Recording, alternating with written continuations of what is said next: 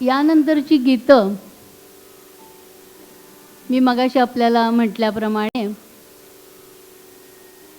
ग दी माडगुळकर लिखित आणि स्वरबद्ध केली ती संगीतकार आणि गायक सुधीर फडके यांनी त्यांच्या लेजंडरी किंवा डिव्हाइन त्यांच्याकडनं ईश्वरी कृपेनेच जसं काही बनलं गेलं त्या गीत रामायणातली काही गीतं आता आपल्यापुढे वाजवली जाणार आहेत. 1 एप्रिल ही तारीख आली की पुष्कळांना किंवा बहुतेक सगळ्यांनाच एप्रिल फूल कसं करतात हे आठवतं.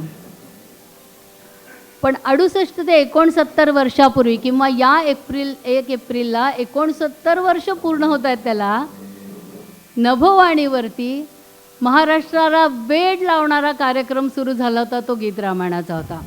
1 एप्रिल 1955. ह्या गीत रामायणाने अफाट लोकप्रियता लोकांच्या समोर मिळवली. गीत रामायणातली गाणी, त्याला लागलेला स्वरसाज, त्याचे झालेले जाहीर कार्यक्रम हे माझ्याच पिढीतल्या लोकांनी बरेचसे जणांनी पाहिलेलेही असतील, ऐकले असतील. मला आठवतं आहे सुधीर फडक्यांनी गायलेल्या कार्यक्रमाला मी जेव्हा पहिल्यांदा गेले होते तेव्हा लोक तिथे पुस्तकं घेऊन यायची.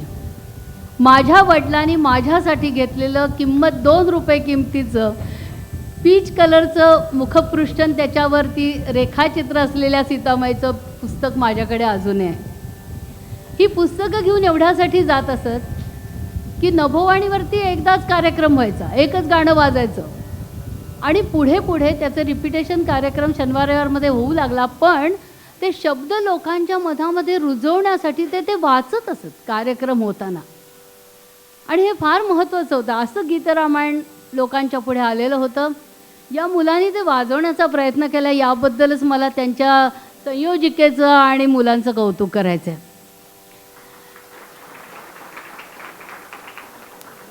त्या गीत रामायणातलं पहिलं गीत जे आहे प्रसिद्ध, स्वये श्री रामप्रभू ऐकती कुशलव रामायण गाती, हे आता पहिल्यांदा ते वाजवणार आहेत.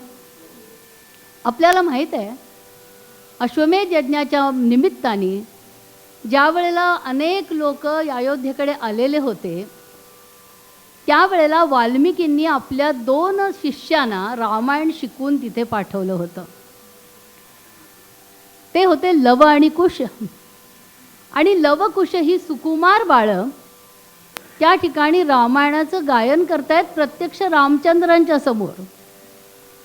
इतके सुंदर काव्य आहे ते खरं म्हणजे. पण सगळी प्रत्येक रामायणातली काव्य ही किमान 8 कडव्याची आणि 12-13 कडव्यांची आहेत, त्यामुळे ती म्हणणं शक्यच नाही आहे.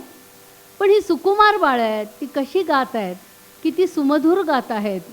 सामवेद असे गाणं चाललेलं आहे त्यांचं. बाळ बोलती सर्गा मागून सर्ग चालती असं त्यांनी म्हटलं. सचिव मुनिजन प्रिया या डोलती आसवे गाली ओघळती. लोकांना पुनःप्रत्ययाचा आनंद येतोय. रामकथा लोकांना माहीत झालेली होती पण ती पुनःप्रत्यय चालला होता आणि त्याला इतकं सुंदर उपमा दिलेली आहे माडगुळकरांनी. ज्योतीने तेजाची आरती. एखाद्या ज्योतीने 7च्या स्वरभास्कराची आरती करता येते का? पण असं काहीतरीच असं अकल्पित तिथे चाललेलं होतं. ही दोन्ही मुलं श्रीरामचंद्रांचं गीत गात आहेत. प्रत्यक्षाहून प्रतिमा उत्कट. ते जे वर्णन करतायत ना, ते जे सादर करतायत चित्र, ते त्याच्याही पेक्षा उत्कट होतं असं त्यांनी म्हटलेलं आहे. असं हे ते गाणं आहे. आणि गंमत म्हणजे याच्या शेवटी गहिवरून श्रीरामचंद्र उठलेले आहेत आणि त्यांनी आपल्या त्या दोन्ही पुत्रांना मिठीमध्ये घेतलं आहे. शेवटचं कडवं असं आहे, सोडून आसन उठले राघव, उठले राघव, उठून कवळती आपुले शैशव, आपुले शैशव, पुत्र भेटीचा घडे महोत्सव, परितो उभयानच माहिती, परितो उभयानच माहिती, कुशलव रामायण गाती. श्रीरामचंद्रांना माहीत नाहीत की हे दोन्ही आपले पुत्र आहेत आणि आपण प्रत्यक्ष ज्या रामचंद्रांचं वर्णन करतो हे पिता आपले आहेत हे या दोघांना माहीत नाही. असं हे अतिशय सुंदर असं गाणं. स्वये श्री रामप्रभू ऐकती कुशलव रामायण गाती.